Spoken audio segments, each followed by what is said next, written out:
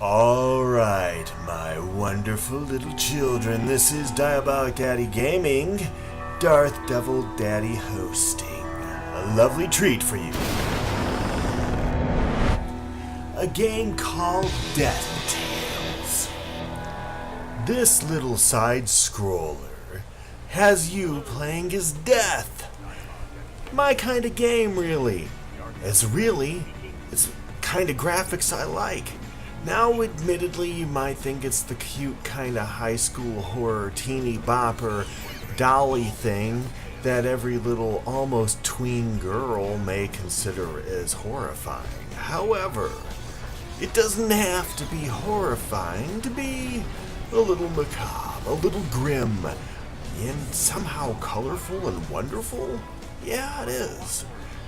The graphics on this game are so incredibly appealing to me.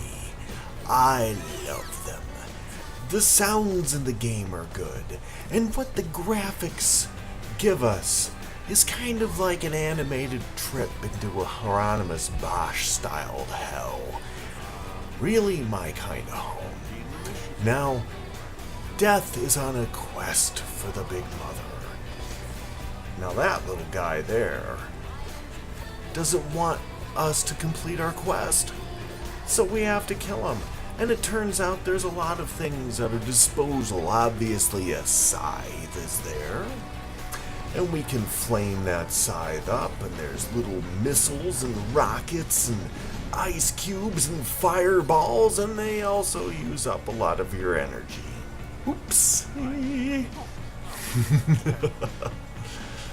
But you're gonna see me die a couple of times, and I'm gonna have a good time dying the couple of times that I die.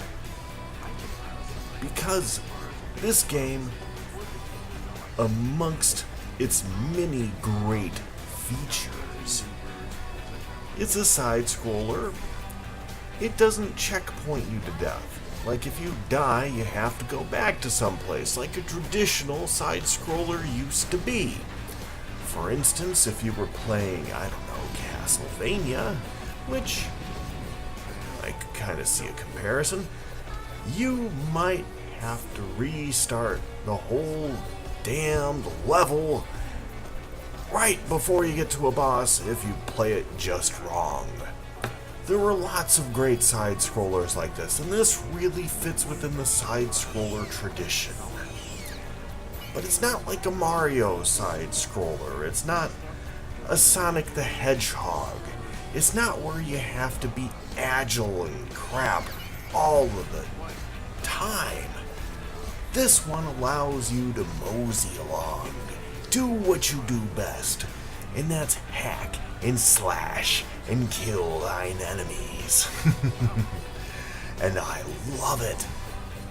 Now, I'm trying not to get addicted to this game because I won't have a lot of time to play it. Not to say I've got evil minions or things to take care of outside of my children, of course. But there are other games I want to review and show you in the future. Now, if there's something you want me to review in the future, maybe you should talk to me. There are comments for that. If I'm failing you in some way, obviously. I cannot produce a wolf with wings for you on a regular basis, but there was one there, so don't ask for that.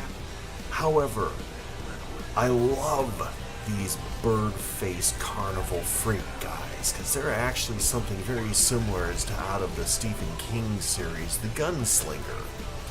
Also, as he kind of reuses his material to weave a more fuller universe, you may find them elsewhere. These little goat-faced, or deer-skulled demons, I love them too. They actually remind me of something that came, well, it didn't come out of Wizard, however, Wizard did utilize it, not in a really similar fashion, but certainly in a good enough fashion, where Wizard 101 actually gets its mention on this one. I've been playing a lot lately, sorry. But check it out. See, it's not a big obstacle course maze. There are probably things that they will add in later because this is a beta. So I gotta tell you, the price is freaking right. If this is your kind of game, hop on it. Get on your PS4 and soak in the beautiful rays of the world of death. Check that out.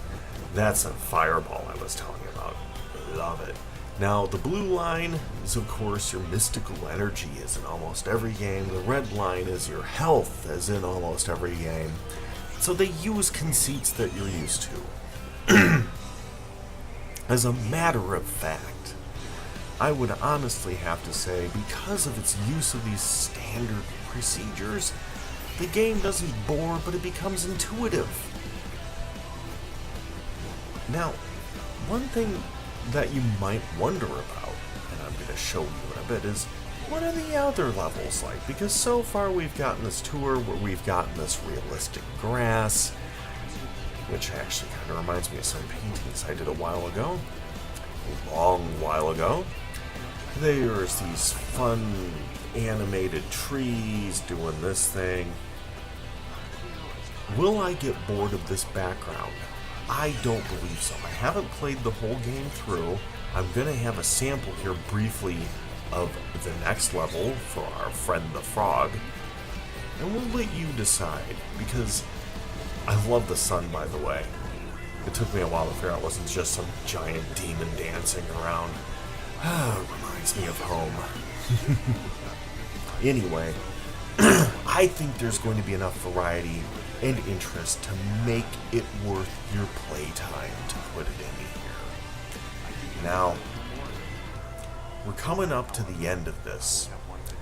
I decide I'm going to let the spider hump my leg a little bit. It's kind of like a pit bull. Let him finish. Or this is just a little selection of the Frog Hat quest. So if you think this is worth your time, I'll say look into it. And goats out, my friends.